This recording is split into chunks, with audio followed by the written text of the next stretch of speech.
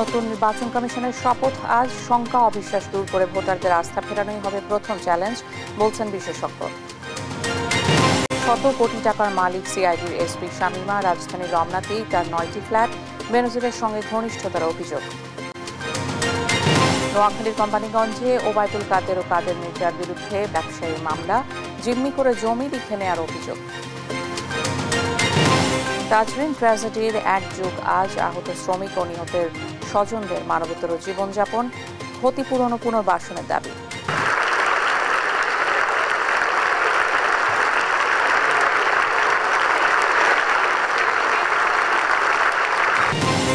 COP29 সম্মেলনে অর্থায়নের দীর্ঘ দর কষাকষির পর সমঝোতা।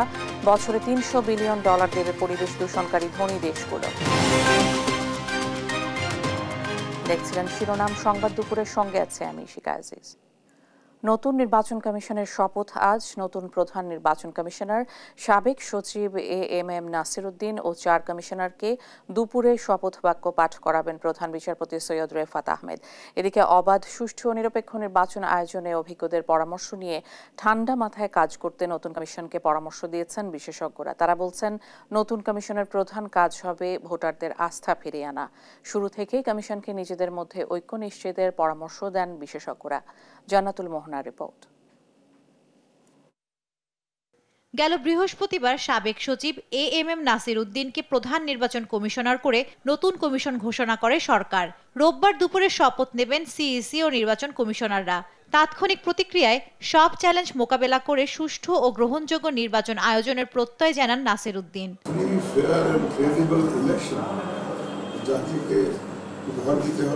এ প্রসঙ্গে নির্বাচন বিশেষজ্ঞরা বলছেন, গেল 15 বছর নির্বাচন নিয়ে মানুষের মনে যে শঙ্কা ও অবিশ্বাস তৈরি হয়েছে তা দূর করাই হবে কমিশনের প্রথম কাজ। সেই সঙ্গে কমিশনের মধ্যে বিভেদ এড়াতে প্রথম থেকেই সতর্ক থাকতে হবে। এককভাবে তাদের চিন্তা করা দরকার। Election commission as a whole is one thing. গত ইলেকশন কমিশন আমি দেখছি একজন অবজেকশন দেয়, আরেকজন অমুক করে তমুক করে, তাতে মানুষের চিন্তাধারা কি হলো যে সবই তেঁদর। 1790-তে আমেরিকান কনস্টিটিউশন কেমনে হয়েছে? স্টেটগুলো মিলাইতে পারে না, একখানে বসাইতে পারে না, বাইরে যায়। তারপরে কিছু সংখ্যক লোক মনে করলো যে হারামজাদা, তোরা গোলমালও করবি আর একখানেও বসবি না, তখন এই ঘরের মধ্যে দিয়ে আটকায় তালা মেরে দিল। তা আমাদেরও এরকম তালা মেরে আটকায় দিতে হবে। সিন্ডিকেট তৈরির মাধ্যমে আওয়ামী লীগ সরকার নির্বাচন ব্যবস্থার যে ক্ষতি করেছে তা থেকে বেরিয়ে এসে সৎ কর্মকর্তাদের কাজে লাগানোর পরামর্শ দেন তারা। আমাদের দ্বারা যে নির্বাচন কমিটিটা গঠিত হয়েছে, এরা যদি জনগণের দিকে তাকায়, গণমুখী চিন্তা ভাবনা করে, তাহলে ভালো হবে। হ্যাঁ, তারা যদি একটা নির্দিষ্ট কোনো উদ্দেশ্য সফল করার জন্য যদি এখানে এসে থাকে, তাহলে খুব ক্ষতি হবে। নির্বাচন নিয়ে যারা দীর্ঘদিন কাজ করছেন তাদের সঙ্গে পরামর্শ করে নতুন কমিশন বিশ্বাসযোগ্য নির্বাচন আয়োজনে পদক্ষেপ নেবে, এমনটাই আশা করছেন এ দুই বিশেষজ্ঞ। ওখান থেকে আসতে পারলে ভালো হতো। জান্নাতুল মোহনা, দেশ টিভি, ঢাকা। সাবেক প্রধান বিচারপতি মোহাম্মদ রুহুল আমিন মারা গেছেন। ভোর 4:30টার দিকে রাজধানীর সম্মিলিত সামরিক হাসপাতালে চিকিৎসাধীন অবস্থায় মারা যান তিনি। সুপ্রিম কোর্টের এক শোক বার্তায় জানানো হয়, বার্ধক্যজনিত বিভিন্ন জটিলতায় বেশ কিছুদিন ধরে অসুস্থ ছিলেন বিচারপতি রুহুল আমিন। বাদ জোহর সুপ্রিম কোর্টের মূল ভবনের কোর্টইয়ার্ডে তার জানাজা হবে। রেওয়াজ অনুযায়ী সাবেক প্রধান বিচারপতি রুহুল আমিনের স্মৃতির প্রতি শ্রদ্ধা জানিয়ে সুপ্রিম কোর্টের উভয় বিভাগের বিচার কাজ বন্ধ থাকবে। তার মৃত্যুতে শোক জানিয়েছেন প্রধান বিচারপতি সৈয়দ রেফাত আহমেদ। 1992 সালে সুপ্রিম কোর্টের হাইকোর্টের বিচারক হিসেবে নিযুক্ত হন বিচারপতি মোহাম্মদ রুহুল আমিন। 2001 সালে তাকে আপিল বিভাগের বিচারক করা হয়। 2007 সালের 1 মার্চ থেকে 2008 সালের 31 মে পর্যন্ত প্রধান বিচারপতি হিসেবে দায়িত্ব পালন করেন বিচারপতি রুহুল আমিন।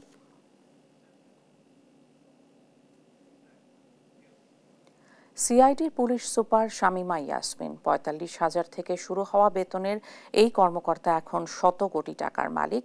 শুধু রাজধানীর রমনায় তার রয়েছে 9টি ফ্ল্যাট, রয়েছে 3টি গাড়ি। শুধু তাই নয়, ঢাকার বাইরেই তার রয়েছে 52 বিঘা জমি।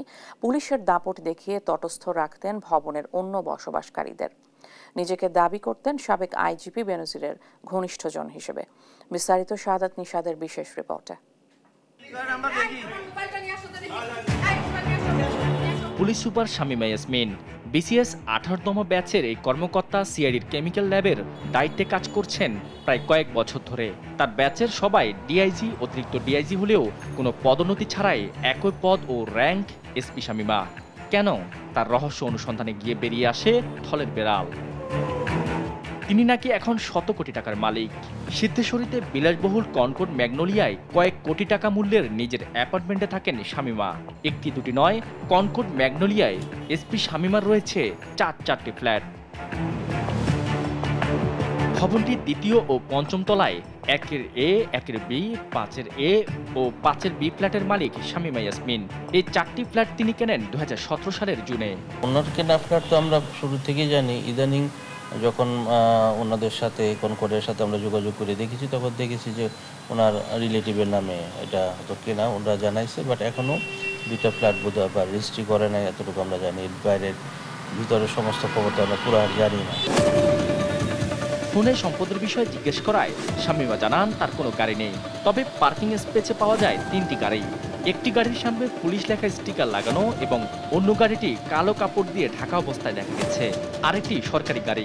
সরকারি গাড়ির ড্রাইভার দিয়ে সরকারি গাড়ি চালানোর নিয়ম থাকলেও শামীমার ব্যক্তিগত গাড়িগুলো চালায় তার সরকারি ড্রাইভারই। যে ওনার যে ব্যক্তিগত গাড়িগুলো আছে এগুলো তার সরকারি ড্রাইভার দিয়েই সে চালায়। ফ্ল্যাটের তালিকা এখানে শেষ নয়। রাজধানীর নিউ ইস্কাটনে শান্তিকুঞ্জ আবাসিক এলাকায় কসবা লিলি অ্যাপার্টমেন্ট ভবনে 3-এর এ, 3-এর বি এবং 5-এর ডি নম্বরের 3টি ফ্ল্যাটের মালিক এসপি শামীমা। এর মধ্যে 5-এর বি ফ্ল্যাটে বসবাস করেন তার ভাই মেজবাউদ্দিন আহমেদ। বাকি দুটির কাজ এখনো চলমান। এইদিকে হলো 3AB একটা আছে, আর ওদিকে আছে একটা 5B। একই এলাকায় আরবান সেন্টার পয়েন্টে পাওয়া যায় তার আরও 2টি ফ্ল্যাট। ভবনটির 9 তলায় তার কেনা এই 2টি ফ্ল্যাটের মধ্যে 2018 সাল পর্যন্ত এখানে থাকলেও বর্তমানে একটি ভাড়া ও একটি ফ্ল্যাট খালি পড়ে আছে। উনি 2টো ফ্ল্যাট আছে এবং দুই নামে কিনেছে।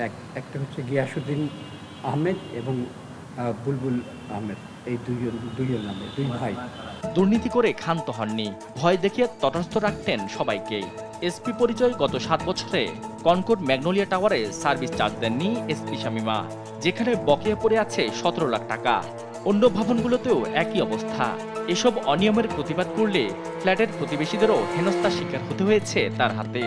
নিজেকে পরিচয় দিতেন সাবেক আইজিপি বেনজিরের ঘনিষ্ঠ হিসেবে।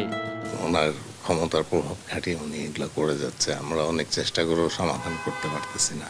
উনি যেহেতু পুলিশে চাকরি করে এবং উচ্চ পর্যায়ে চাকরি করে, কোনো কিছু হলে পরে উনি পুলিশ ডেকে নিয়ে আসে। শুধু তাই নয়, দ্বিতীয় তলার লিফটের সামনে কমন স্পেস দখল করে আরসিসি ঢালাই করে নিজের ফ্ল্যাটের আকার বাড়াচ্ছেন শামীমা। ভেঙেছেন রাজুকের বিল্ডিং কোড। এসব ফ্ল্যাটের বাইরে গুলশানে শামীমার 10 কাঠার প্লট রয়েছে বলেও অভিযোগ আছে। এছাড়াও নারায়ণগঞ্জের সোনারগাঁ জাদুঘর এলাকায় 52 বিঘা জমি কিনেছেন তিনি। তবে এসব অভিযোগের প্রেক্ষিতে শামীমাকে তার বাসায় পাওয়া গেলেও সাংবাদিক দেখে দরজা খোলেননি। মুঠোফোনে যোগাযোগের চেষ্টা করা হলে তিনি জানান এসব ফ্ল্যাট সম্পর্কে তিনি জানেনই না। না, ওখানে থাকি না তো। 1-এর এ, 1-এর বি, 5A, 5B। না তো, কে বললো আপনাকে এগুলো? একজন এসপি হিসেবে 5ম গ্রেডের সরকারি কর্মকর্তা হলেও তার মেয়ে পড়াশোনা করেন আমেরিকায়। তার মেয়ের বাৎসরিক খরচ $90,000। এদিকে ছলছাতুরি করে ফ্ল্যাটগুলো নিজে নিয়ন্ত্রণ করলেও কয়েকটি ফ্ল্যাট কিনেছেন পরিবারের সদস্যদের নামে। শাহাদাত নিশাদ, দেশ টিভি, ঢাকা। নোয়াখালীর কোম্পানিগঞ্জে এক ব্যবসায়ীকে জিম্মি করে জোরপূর্বক তার জমি লিখে নিয়ে সেখানে দলীয় কার্যালয় করার অভিযোগ উঠেছে বাংলাদেশ আওয়ামী লীগের সাধারণ সম্পাদক, সাবেক সড়ক ও সেতু মন্ত্রী ওবায়দুল কাদের ও তার ছোট ভাই আব্দুল কাদের মির্জার বিরুদ্ধে। এই ঘটনায় তাদের আসামি করে মামলা করেছেন ভুক্তভোগী ব্যবসায়ী। সহকর্মী মাওলা সুজনের তথ্য ও চিত্রে সালমা জাহানের ডেস্ক রিপোর্ট। নোয়াখালীর কোম্পানিগঞ্জের বসুরহাট বাজারের আরডি শপিং মল। ব্যাংক থেকে লোন নিয়ে বাবার সম্পত্তির ওপর এ মল গড়ে তোলেন নুরুদ্দিন মোহাম্মদ জাহাঙ্গীর হেলাল। তবে সে মলের উপর শকুনি দৃষ্টি পড়ে পৌরসভার সাবেক মেয়র ও ওবায়দুল কাদেরের ছোট ভাই আব্দুল কাদের মির্জার। প্রথমে ধোয়া তোলেন দলীয় অফিসের জন্য চায় মলের 3য় তলা। তবে হেলাল অপারগতা প্রকাশ করায় আসল গুটি চালেন কাদের মির্জা। দলীয় অফিসের নামে আসলে তার দরকার মলটির পাশে থাকা জমিটি। তবে মল মালিককে জিম্মি করে তার টাকাতে কিভাবে জমিটি হাতানো যায় তার কূটকৌশলের অংশ ছিল শপিং মলের ফ্লোর। এক পর্যায়ে বাধ্য হয়ে নিজের সম্পদ বাঁচাতে 2020 সালের 24 মার্চ জমিটি কিনে ওবায়দুল কাদেরের নামে সাব কবলা রেজিস্ট্রি করে দেন তিনি। দাম পড়ে 2.25 কোটি টাকা। পাশের জায়গা আমাকে তুমি যেভাবে হোক আমাকে কিনে দিতে হবে। আমি যখন বললাম যে এটা আমার কাছে এত টাকা নেই, আমি ব্যাংক লোন করে মার্কেট করছি, উনি তখন আমাকে সরাসরি হুমকি দিছে যে আমাকে আমার কথা মতো যদি কাজ না করি উনার, তাহলে আমাকে আমার হাত পা ভেঙে আমাকে রাস্তার মধ্যে বসাই দিবে। তবে খুব সন্তর্পণে নিজের জোটচুরি দলের নামের আড়াল করেন ওবায়দুল কাদের ও কাদের মির্জা। ওই বছরের 20 নভেম্বর আওয়ামী লীগ কার্যালয়ের জন্য জমিটি দান করে সাব কবলা করে দেন ওবায়দুল কাদের। সেখানে বানানো হয় দোতলা ভবন। গেল 5 আগস্ট হাসিনা সরকারের পতনের পর জনতা হামলা চালিয়ে ওই কার্যালয়ে ভাঙচুর ও অগ্নিসংযোগ করেন। স্থানীয়দের দাবি আমজনতাকে লুট করাই ছিল তাদের নেশা। সন্ত্রাসের একটা জনপদ ছিল, এই জনপদের মূল নায়ক ছিল আব্দুল কাদের মির্জা। আওয়ামী লীগের লোকজনের জন্য কোনো মহিলা আসতে পারতো না, এখানে কোনো আমরা দোকানদারি ঠিকমতো করতে পারি নাই। এদিকে নিজের টাকায় কেনা বেহাত হওয়া জমি ফিরে পেতে এবার নোয়াখালী চিফ জুডিশিয়াল আদালতের দ্বারস্থ হয়েছেন হেলাল। আমার এই জায়গা ফেরত পাওয়ার জন্য তাদের দলিল ক্যান্সেল পূর্বক আমাকে এই ব্যবস্থাটা করে দেওয়া হোক। আমি এই মর্মে জজ কোর্টে যে মামলা করছি। মির্জার রোশানলে পড়ে সর্বশান্ত হওয়া আরেক ব্যবসায়ী ফিরোজ আলম তার কাছে দাবি করেছিল 50 লাখ টাকা চাঁদা। না দেয়ায় ফিরোজের ব্যবসা প্রতিষ্ঠান বুলডোজার দিয়ে গুড়িয়ে দেন কাদের মির্জা। ন্যায় বিচারের দাবিতে জাতীয় প্রেস ক্লাবে সংবাদ সম্মেলনও করেন ফিরোজ। গণমাধ্যমে সংবাদ প্রকাশ করা হলেও তাকে আর করেনি মির্জা। তার হিলরেড বাহিনী সহ আরও 200 থেকে 250 লোক এনে আমার এই ব্যবসা প্রতিষ্ঠান সম্পূর্ণ ভাঙচুর করে, লুটপাট করে, আমার কোটি কোটি টাকা লুটপাট করে পৌরসভার গাড়িতে করে এবং আমার জিনিসপত্র সবকিছু এখান থেকে নিয়ে যায়। অভিযোগ তদন্ত সাপেক্ষে কাদের মির্জাকে শাস্তির আওতায় আনার দাবি এলাকাবাসীর। নিউজ ডেস্ক, দেশ টিভি। বঙ্গবাজারে অগ্নিকাণ্ডের ঘটনায় তাপস সহ 18 জনের নামে মামলা করেছে কামাল হোসেন রিপন নামের এক ব্যক্তি। শনিবার রাতে শাহবাগ থানায় এই মামলা করা হয়। রাজধানীর বঙ্গবাজারে 2 বছর আগে পরিকল্পিতভাবে আগুন দিয়ে পোড়ানো হয়েছিল এমন অভিযোগ এনে মামলা করেন ওই ব্যক্তি। এতে 500 কোটি টাকা ক্ষয়ক্ষতির অভিযোগ আনা হয়েছে। মামলায় ঢাকা দক্ষিণ সিটি কর্পোরেশনের প্রধান নির্বাহী কর্মকর্তা মিজানুর রহমান, সাবেক সংসদ সদস্য আফজাল হোসেন সহ 18 জনের নাম উল্লেখ করা হয়। এছাড়া মামলায় 12 জনকে অজ্ঞাতনামা হিসেবে আসামি করা হয়েছে। তাজরিন ট্র্যাজেডির 1 যুগ আজ। 2012 সালের 24 নভেম্বর তাজরিন গার্মেন্টসে অগ্নিকাণ্ডে প্রাণ হারান 117 জন শ্রমিক। আহত হন অন্তত 2 শতাধিক। বেঁচে ফেরা অনেকেই আর ফিরতে পারেননি স্বাভাবিক জীবনে। এখনও পুনর্বাসিত না হওয়ায় আক্ষেপ আহতদের। সাভার থেকে দেওয়ান ইমনের রিপোর্ট, জানাচ্ছেন টুম্পা আফরোজ। 2012 সালের 24 নভেম্বর সেদিনও সকালে কাজে যোগ দিয়েছিলেন তানজিন ফ্যাশন লিমিটেড কারখানার হাজারো শ্রমিক। সন্ধ্যায় হঠাৎই ভবনের 8 তলায় আগুনে নিভে যায় অনেকের জীবন। সন্ধ্যা নামতেই শ্রমিকদের চিৎকার আর বাঁচার আকুতিতে ভারী হয়ে ওঠে নিশ্চিন্তপুরের আকাশ বাতাস। সেই দৃশ্য মনে পড়লে আজও আঁতকে ওঠেন প্রত্যক্ষদর্শীরা। ছাদে থেকে লাফ দিছে, জানালা ভাঙতে পারছে না, অনেকে জানালা ভাঙিয়া লাফ দিছে, চালের উপরে পড়ছে। যারা পড়ছে কেউ পঙ্গু হয়ে গেছে, কেউ বাচ্চা আছে, কেউ মারা গেছে। দুর্ঘটনার বেশ কয়েক বছর ধরেই আহত শ্রমিকরা ক্ষতিপূরণের আশায় থাকতেন ভবনের আশেপাশের এলাকায়। তাদের মধ্যে অনেকেই মারা গেছেন, কেউ অর্থাভাবে কোনো মতে খেয়ে পড়ে বাঁচতে শহর ছেড়ে চলে গেছেন গ্রামে। দুর্ঘটনায় এত বছরেও ক্ষতিপূরণ ও বিচার না পাওয়ার কারণ হিসেবে সংশ্লিষ্টদের অবহেলাকেও দায়ী করছেন ভুক্তভোগী শ্রমিকরা। আমার মাজার বল সরে গেছে, হাড় ফাইটে গেছে এবং ডান হাত ডান পায়ে সমস্যা। প্রতিদিন রাত্রে আমি কান্দা ঘুমাই। তাই আমরা অনেক কষ্টে জীবনযাপন করতেছি। তাই এখন বর্তমান সরকার আমাদের একটু আশ্বাস দিছে যে নাকি আমাদের পাওনা দাওনা দেবে। আর ঢাকায় থাকতে চাই না, দেশ গ্রামে যায় একটু সুখে শান্তিতে এই শেষ জীবনটা কাটাইতে চাই। আহত হয়ে একদিকে শারীরিকভাবে অক্ষম, অন্যদিকে কর্মহীনতায় মানসিকভাবে বিপর্যস্ত হয়ে পড়া শ্রমিকদের জন্য সরকার ও সংশ্লিষ্টদের উদ্যোগ নেওয়া প্রয়োজন জানিয়ে এ ঘটনার সাথে জড়িতদের বিচারের দাবি জানান শ্রমিক নেতারা। আমরা এই অন্তর্বর্তী সরকারের কাছে দাবি করি শ্রমিক হত্যার যেন বিচারটা করতে পারে এবং এই রাষ্ট্রের যে বিচার বিভাগটা যাতে করে তারা শ্রমিকদের মাঝে একটা আস্থা ফিরে আসতে পারে যে শ্রমিক হত্যার বিচার হচ্ছে, এইটা আমাদের কাছে সবচেয়ে বড় একটা আশা। এমন ঘটনার পুনরাবৃত্তি ঠেকাতে কর্মস্থলে শ্রমিকদের নিরাপত্তা নিশ্চিতে যথাযথ উদ্যোগ নেয়ার দাবি সংশ্লিষ্টদের। নিউজ ডেস্ক, দেশ টিভি। বনভোজনে যাওয়ার পথে গাজীপুরের শ্রীপুরে দ্বিতল বাস বিদ্যুতায়িত হয়ে বিশ্ববিদ্যালয়ের 3 শিক্ষার্থীর মৃত্যুর ঘটনায় পল্লী বিদ্যুতের 4 কর্মকর্তা ও 3 লাইনম্যানকে সাময়িক বরখাস্ত করা হয়েছে। শনিবার রাত 11:30টার দিকে তাদের বরখাস্তের কথা জানান ময়মনসিংহ পল্লী বিদ্যুৎ সমিতি 2-এর মহাব্যবস্থাপক। সাময়িক বরখাস্ত ব্যক্তিরা হলেন ময়মনসিংহ পল্লী বিদ্যুৎ সমিতি 2-এর উপমহাব্যবস্থাপক কমলেশ চন্দ্র বর্মন, গাজীপুরের শ্রীপুরের মাওনা জোনাল অফিসের উপমহাব্যবস্থাপক খন্দকার মাহমুদুল হাসান, সহকারী মহাব্যবস্থাপক মোহাম্মদ তানভীর সালাউদ্দিন, জুনিয়র প্রকৌশলী মতিউর রহমান, লাইনম্যান পারভেজ মিয়া ও আবুল কাশেম। এই দুর্ঘটনার পর বাংলাদেশ পল্লী বিদ্যুতায়ন বোর্ড তাদের বরখাস্তের এ আদেশ দেন। এর আগে শনিবার সকালে শ্রীপুরের উদয়খালী গ্রামে আঞ্চলিক সড়কে বিদ্যুৎস্পৃষ্টের ঘটনা ঘটে। খোলা সয়াবিন তেলের দাম বাড়ায় কুষ্টিয়ার বাজার থেকে উধাও বোতলজাত সয়াবিন তেল, ফলে বাজারে সংকট দেখা দিয়েছে তেলের। কিছু দোকানে অল্প সংখ্যক বোতলজাত সয়াবিন মিললেও তা বিক্রি হচ্ছে বেশি দামে। ক্রেতাদের অভিযোগ, খোলা সয়াবিন তেলের দাম বাড়ায় বিক্রেতারা কারসাজি করে বোতলজাত তেলই বিক্রি করছে খোলা তেল হিসেবে। আর বিক্রেতারা বলছেন কোম্পানি থেকে চাহিদা মোতাবেক তেল পাচ্ছেন না তারা, তাই দেখা দিয়েছে তেলের সংকট। ইরফান রানার ক্যামেরায় নাহিদ হাসান তিতাসের রিপোর্ট। এভাবেই কুষ্টিয়ায় বোতলজাত সয়াবিন তেল ঢালা হচ্ছে ড্রামে। অধিক মুনাফা লুটতে বিক্রি করা হচ্ছে খোলা সয়াবিন তেল হিসেবে। কুষ্টিয়ার বাজারগুলোতে বোতলজাত সয়াবিন তেল প্রতি লিটার বিক্রি হচ্ছে 165 টাকা, আর খোলা সয়াবিন তেল বিক্রি হচ্ছে প্রতি লিটার 185 টাকায়। বোতলজাত তেলের তুলনায় খোলা তেলের দাম বেশি হওয়ায় অসাধু বিক্রেতারা বোতলজাত সয়াবিন ড্রামে ঢেলে বিক্রি করছেন খোলা তেল হিসেবে। এতে বাজার থেকে উধাও হয়ে গেছে বোতলজাত সয়াবিন, দেখা দিয়েছে তেলের সংকট। খোলা তেলের দাম বৃদ্ধি পাওয়ায় বিক্রেতারা কারসাজি করে সয়াবিন তেল যেগুলো বোতলজাত আছে সেইগুলো খোলা তেল হিসাবে বিক্রি করায় আমরা ক্রেতারা চরম দুর্ভোগে পড়েছি। বোতল কয়জন খায়? খোলা তেলই মানুষ বেশি খায়। বেশিরভাগই তো মানুষ মধ্যবিত্তরা সব আপনি খোলা তেলই খায়। প্রশাসন যারা আপনি ম্যাজিস্ট্রেট আছে এরা নজর দেয় দিলে এটা হয়তো অবশ্যই সমাধানের ভিতরে আসবে। বোতলের তেল থাকলেও দিচ্ছে না, কারণ কি, যে বোতল খুলে যদি বেশি দামে বেচতে পারে তাহলে কি আমি বোতল বেচবো? ব্যবসায়িকরা তো এই সিন্ডিকেট করতেছে। আমরা সাধারণ জনগণ আমরা চাই সরকার যেন তদারকি করে সুন্দরভাবে।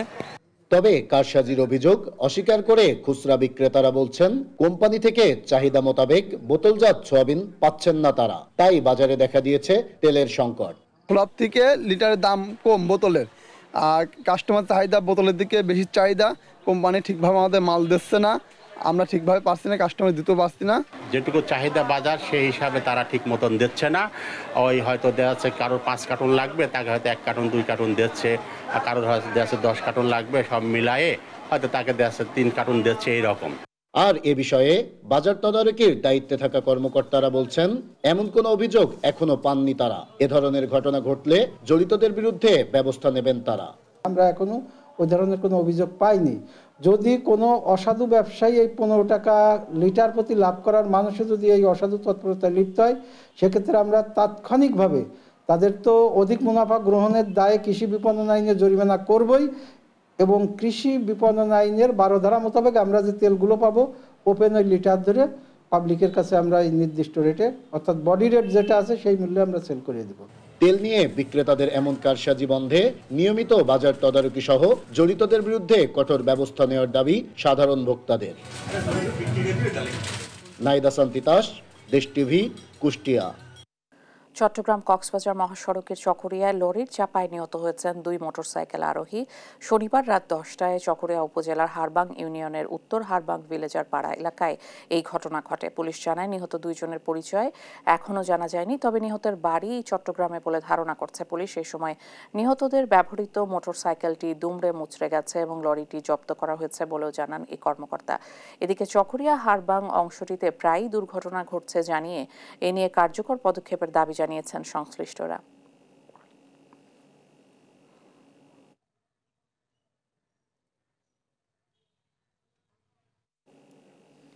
দেশে প্রথমবারের মতো অ্যারোস্পেস কার্নিভাল অনুষ্ঠিত হলো লালমনিরহাটের এভিয়েশন অ্যান্ড অ্যারোস্পেস বিশ্ববিদ্যালয়ে। এ আয়োজনে অংশ নেয় লালমনিরহাটের 10টি শিক্ষা প্রতিষ্ঠানের 600 শিক্ষার্থী। সৃজনশীল সৃষ্টিতে উদ্বুদ্ধ করতে বিজ্ঞানভিত্তিক এ মেলায় টেলিস্কোপ, ড্রোন সহ নানা প্রকল্প প্রদর্শন করা হয়। লালমনিরহাট থেকে জামাল বাদশার পাঠানো তথ্য ও চিত্রে ডেস্ক রিপোর্ট। লালমনিরহাটে এভিয়েশন অ্যান্ড অ্যারোস্পেস বিশ্ববিদ্যালয়ে অনুষ্ঠিত হলো ইম্পালস 1.0 অ্যারোস্পেস কার্নিভাল 2024। বিশ্ববিদ্যালয়ের অ্যারোস্ট্রো ক্লাব এবং ড্রোন ক্লাবের আয়োজনে 10টি শিক্ষা প্রতিষ্ঠানের 600 শিক্ষার্থী এতে অংশ নেয়। বিজ্ঞান শিক্ষা এবং অ্যারোস্পেস ইঞ্জিনিয়ারিং সম্পর্কে জানতে এই মেলায় case study, drawing challenge, MATLAB সমস্যা সমাধান, পেপার প্ল্যান্ট কম্পিটিশন, প্রকল্প প্রদর্শনী ও পোস্টার উপস্থাপন করা হয়। বিশ্ববিদ্যালয় শিক্ষার্থীরা বলছেন, মেলায় প্রদর্শিত বিষয়গুলো শিক্ষার্থীদের সৃজনশীলতা ও প্রযুক্তিগত দক্ষতা বাড়াতে অনুপ্রেরণা দেবে। ইউনিভার্সিটির শিক্ষার্থীদের বাইরে যারা শিক্ষার্থী সাধারণ শিক্ষার্থী তাদেরকে অনুপ্রাণিত করবে। মেইনলি এই জন্য অনুষ্ঠানটা আয়োজন করা, যে তারা এখান থেকে অনুপ্রাণিত হয়ে not only aerospace but also অন্যান্য আকাশ গবেষণা সংক্রান্ত বিষয়গুলোতে তারা আগ্রহ প্রকাশ করবে। আমরা প্রথমত ড্রোন ডেমনস্ট্রেট করলাম, সেকেন্ডলি হচ্ছে যে টেলিস্কোপ দেখাচ্ছি, তারপর হচ্ছে যে আমরা বিভিন্ন সিমুলেশন বেসড কিছু ডিজাইন দেখাচ্ছি। এমন আয়োজনে খুশি অন্যান্য শিক্ষা প্রতিষ্ঠানের শিক্ষার্থীরাও। এর আগে অনেক বিজ্ঞান মেলা হয়েছে, আমরা অনেক কিছু শিখতে পারছি, কিন্তু এরকম কোনো অনুষ্ঠান হয়নি। এখানে আসার পর আমরা আমাদের ভবিষ্যতে কিভাবে হচ্ছে অ্যারোস্পেস সম্পর্কিত অনেক কিছু জানতে পেরেছি। টেলিস্কোপ কীভাবে তৈরি করা হয় সেই সম্পর্কে জানতে পেরেছি। এইরকম মেলা প্রত্যেক বছর হওয়া আমার মনে হয় ভালো হবে। গ্রুপ ক্যাপ্টেন সাইফুর রহমান বকাউল জানান, এমন আয়োজনে অ্যারোস্পেস এবং এই বিশ্ববিদ্যালয়ের শিক্ষার্থীদের কাজ সম্পর্কে সাধারণ শিক্ষার্থীদের ধারণা দেবে, তাদের সৃষ্টিশীল চিন্তার আগ্রহ বাড়বে। লালমনিরহাট জেলার প্রায় 500 বিভিন্ন স্কুল কলেজের শিক্ষার্থী তাদেরকে এনে অ্যারোস্পেস বিষয়ে আমাদের এই বিশ্ববিদ্যালয়ে আমরা যারা ফ্যাকাল্টি মেম্বার আছি তারা কি করতে পারি, আমাদের স্টুডেন্টরা কি করছে এবং সেখান থেকে তারা ভবিষ্যতের জন্য কি স্বপ্ন দেখতে পারে এই জিনিসে তাদেরকে অবগত করা, এটা হচ্ছে আমাদের মেইন উদ্দেশ্য। সফল আয়োজনে খুশি কর্তৃপক্ষ। ফ্লাইট লেফটেন্যান্ট অনিক জানান, অ্যারোস্পেস ও এভিয়েশন শিক্ষায় অনুপ্রেরণা দেবে এই কার্নিভাল।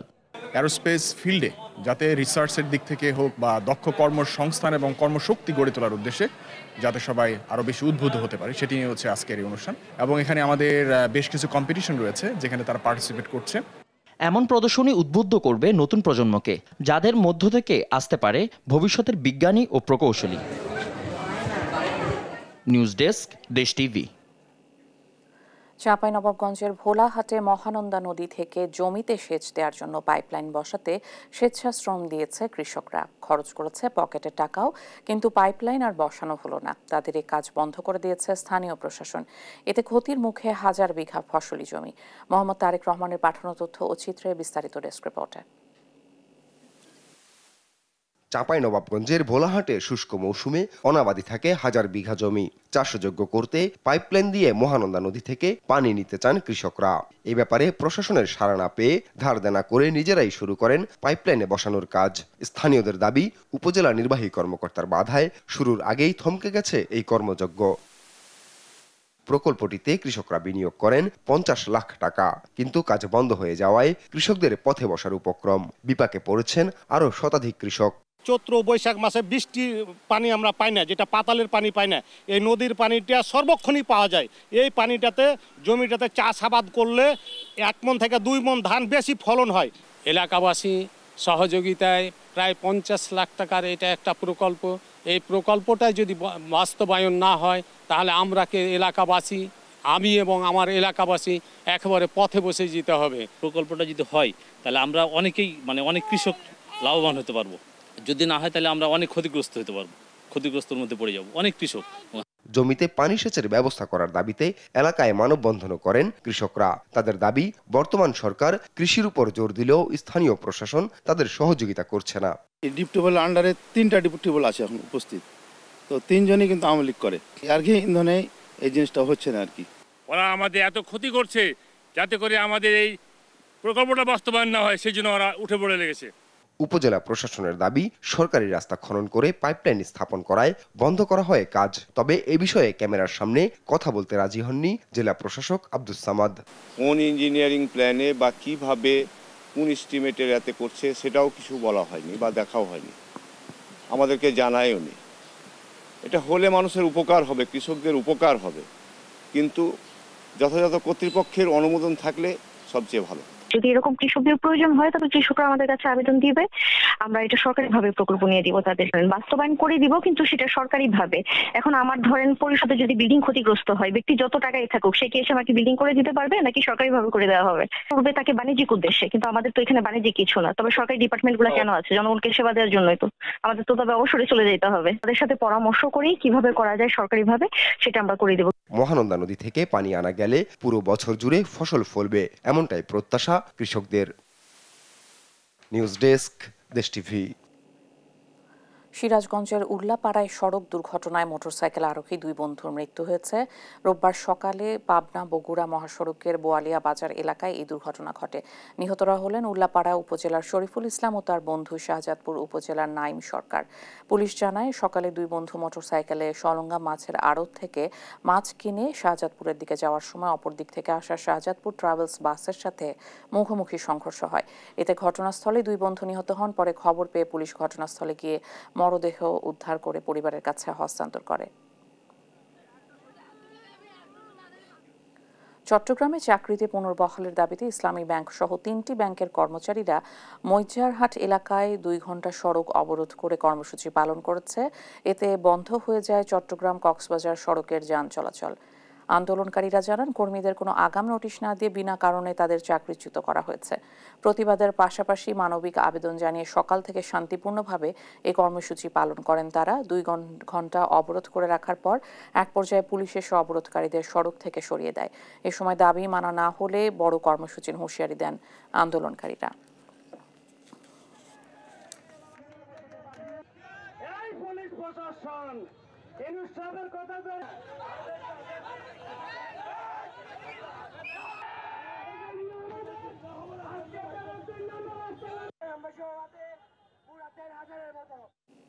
দেখছেন সংবাদ দুপুর।